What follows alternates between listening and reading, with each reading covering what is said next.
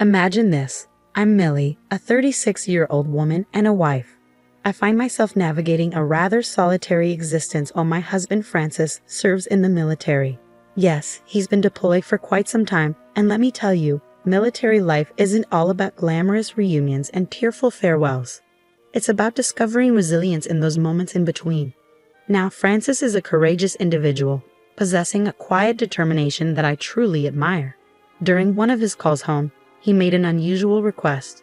He suggested that I should work on improving my relationship with his mom, Lily. I asked, "What are you talking about?"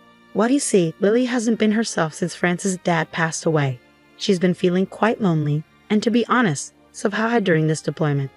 Francis had noticed it too. It's been challenging for all of us. Francis' idea was that maybe Lily and I could use each other's company a bit more, spend more time together. I responded, "Francis, please."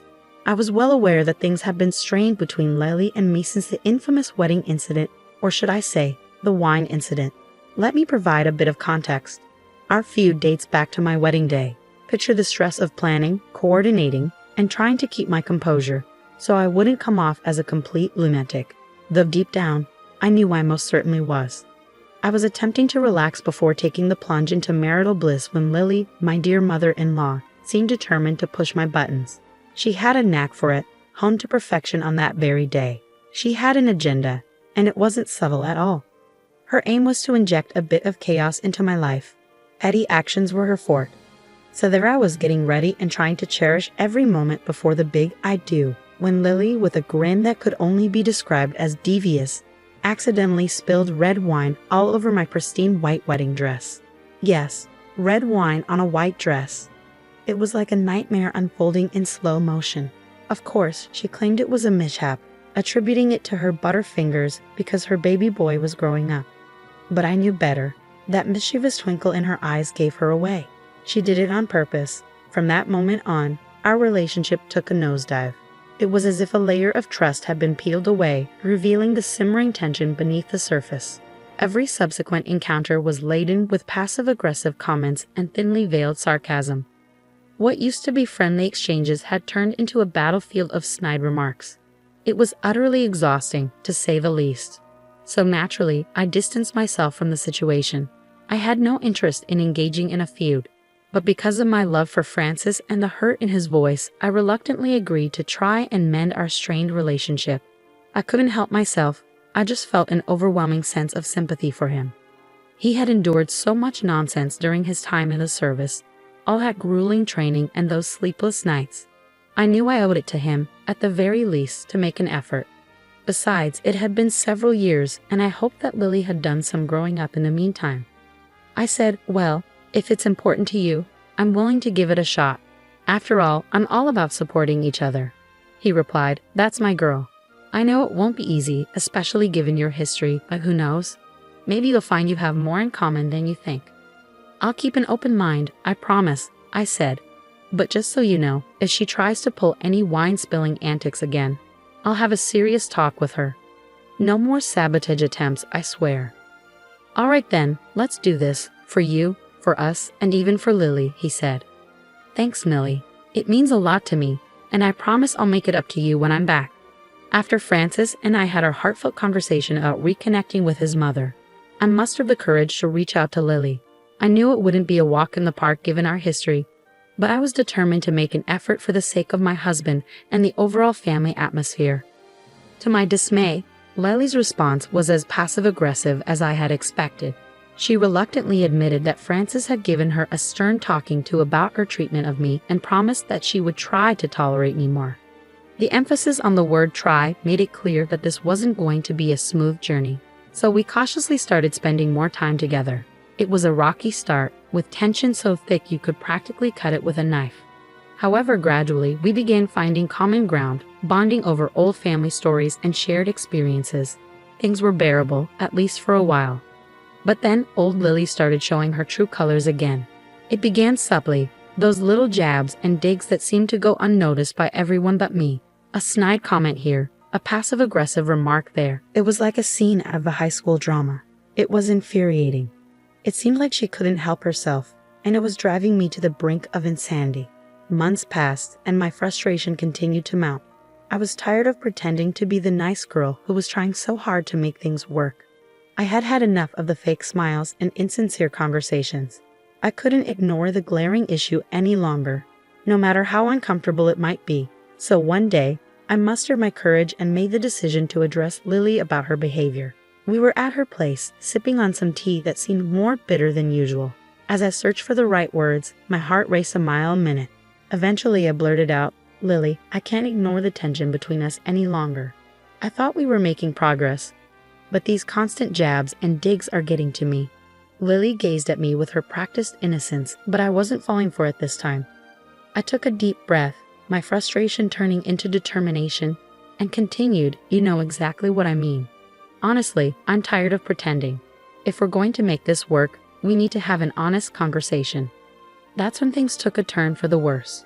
Our conversation escalated into a full-blown argument, with each word growing more heated than the last. Our voices became louder, and it felt as though the tension in the room was suffocating me. I half expected my nosy neighbor to call the police, thinking a domestic dispute was unfolding. As the shouting persisted, it struck me how deep-seated the resentment truly was. This wasn't merely about a spilled glass of wine on my wedding dress anymore. It was about years of misunderstandings, miscommunications, and a reservoir of pent-up anger. In that moment, I realized that there was no going back to the way things were.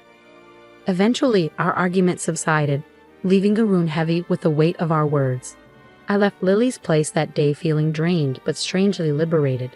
We had finally let it all out, and while our exchange might not have been graceful or eloquent, it was undeniably real. In the aftermath, a mix of emotions washed over me: relief, sadness, and an oddly enlightening clarity. It became apparent that certain wounds ran too deep to heal with just a few tea sessions and polite conversations. After that intense argument with Lily, I found myself seated in my living room, the weight of all that had transpired hanging heavily in the air. I had grown weary, fed up with the ceaseless tension and bickering. It felt as if the walls of our large house were closing in on me, suffocating me with the burden of memories and unresolved issues. As the days passed, I couldn't shake the overwhelming sense of loneliness that had taken up residence in every nook of our rented home. Francis was still dutifully serving his deployment miles away, making the house feel emptier than ever. It served as a stark reminder of how much I missed him and how vast the distance between us had become. On top of the fallout with my mother-in-law, I felt even more isolated. I grew tired of constantly oscillating between being too far from those I loved and too close to those I didn't. So the notion of moving began to take root in my mind. Downsizing to a smaller place felt like a breath of fresh air. It wasn't solely about saving money, although that was undoubtedly a welcome benefit. The motivation behind this idea was to create a more manageable, cozier space that was, most importantly, free from the constant turmoil caused by Lily. During one of our video calls, I broached the subject with Francis. Surprisingly, he was quite receptive to it. At that point, I hadn't mentioned the conflict with Lily, focusing instead on the potential financial relief it could provide for us. But then, in his characteristically perceptive manner, he asked the question I had been avoiding. "Hey babe." "Yes?" Part of me can't help but think that this also has something to do with a certain someone. Did you and my mom have another clash? Is she connected to your desire to move? I let out a sigh, feeling a mix of frustration and relief that he had brought it up. "Yeah, it's partly about her, Francis. I tried, really, and did. But she's just so confrontational, you know? Every conversation with her feels like a battle, and I've reached my limit." Francis nodded sympathetically on the screen. "I understand, Millie. You've made genuine efforts to bridge that gap. But if it's causing you this much stress, maybe it's time to prioritize your own well-being. I genuinely don't understand why my mom has such a strong aversion to you. I'll do what I can, but my hands are tied up here. I love you, and I want to support you in the best way I can. If that means moving, then so be it." And there it was, his unwavering support and understanding, just as I had come to expect from him. It wasn't about fleeing from the issue, but rather finding a solution that allowed both of us to breathe a bit easier. His words reassured me that it was okay to put myself first and seek a healthier environment where I could flourish without constantly feeling on edge. As our conversation continued, I felt a renewed sense of determination. Moving wouldn't magically solve all our problems, but it would be a step toward reclaiming my peace of mind. With Francis by my side, even though he was miles away, I felt empowered to make decisions that would lead us to a more positive and fulfilling future. As I surveyed our living room, I allowed myself to imagine the possibilities of starting anew in a cozier space, one unburdened by the ghosts of unresolved conflicts. I was ready to take that leap, to create a haven where Francis and I could find solace in each other's presence without the constant weight of the negativity that had marred our relationship with Lily. Fast forwarding about 3 months, I was comfortably settled into my new stylish apartment. It had truly been a game changer, and the feeling of liberation from the old place with its negative energy was beyond compare. My 26th birthday was swiftly approaching, and I was filled with excitement. This would mark my first celebration in my new digs, and I was determined to make it memorable. Traditionally, I'd vacate my home the night before the party, allowing my friends and family to decorate it as a surprise. However, this year called for something different. Having such a small apartment meant that I couldn't host a grand party. Instead, my friends were already there, and we were kickstarting the festivities before our early flight the next day. It was a pre-trip hangout, crashing at my place before jetting off together.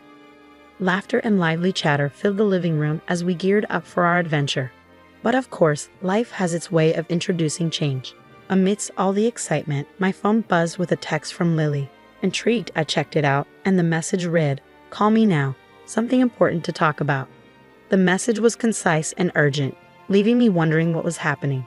I discreetly separated from the group and made my way to my bedroom to call Lily. My heart raced with curiosity and concern. "Hello, Lily. What's going on?" Her response was abrasive and direct. "I've had enough of your behavior, Millie. What the hell is wrong with you?" I retorted, "Excuse me, you heard me. What's your problem? Why do you insist on trying to make my son hate me?" She persisted. "Oh, I see. You're upset because I told your son the truth." I found her accusation absurd. "What truth? You're being ridiculous." "Lily, I don't have time to deal with you. I'm fed up with your bitterness. I don't care that you're unhappy. Just leave me alone and let me enjoy my birthday weekend."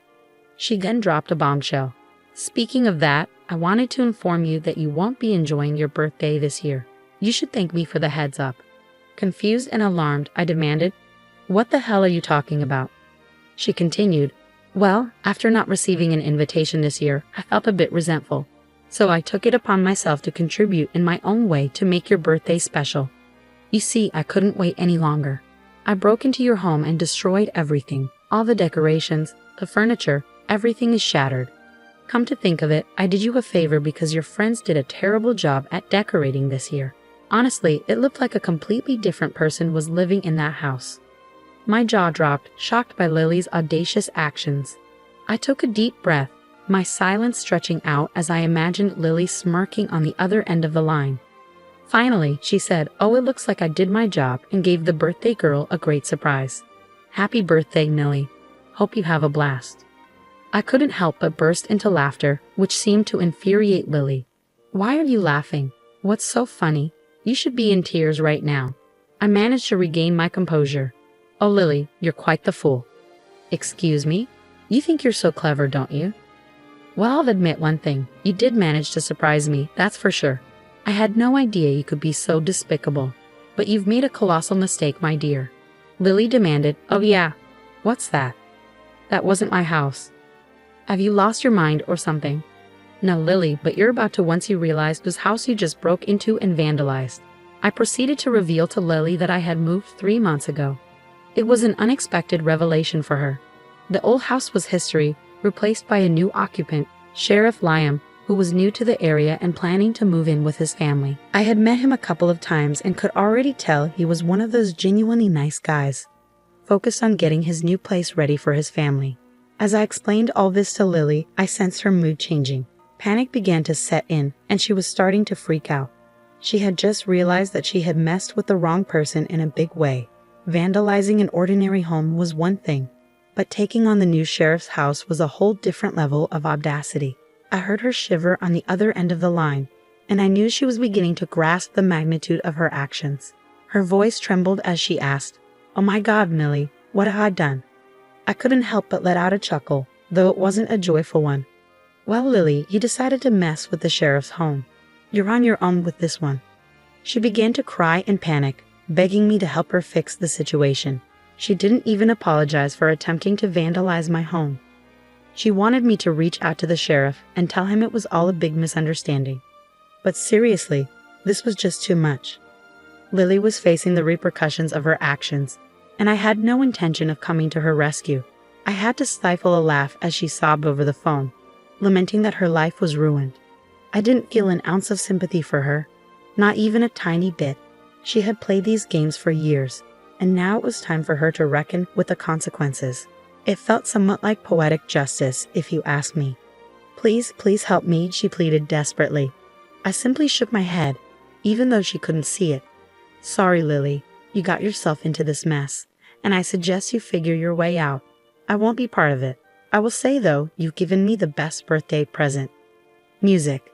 I ended the call and let out a sigh of relief. Finally, I was done with Lily and her drama.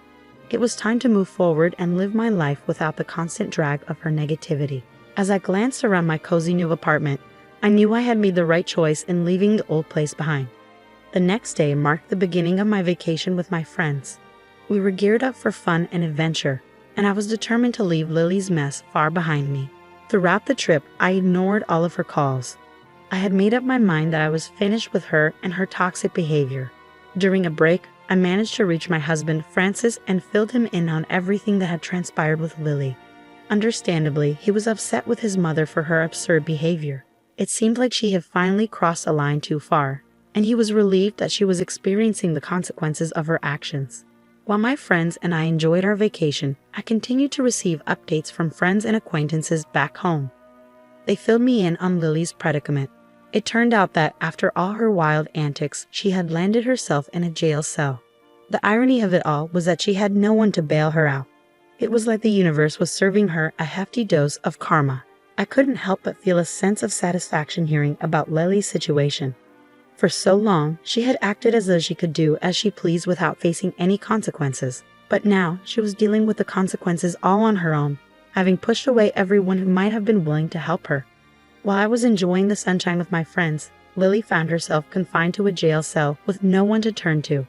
It felt as if a heavy burden had been lifted from my shoulders. I relished the knowledge that I was now free from her toxic influence, no longer shackled by her manipulations and hurtful actions. As my vacation drew to a close, I returned home with a sense of renewal and refreshment.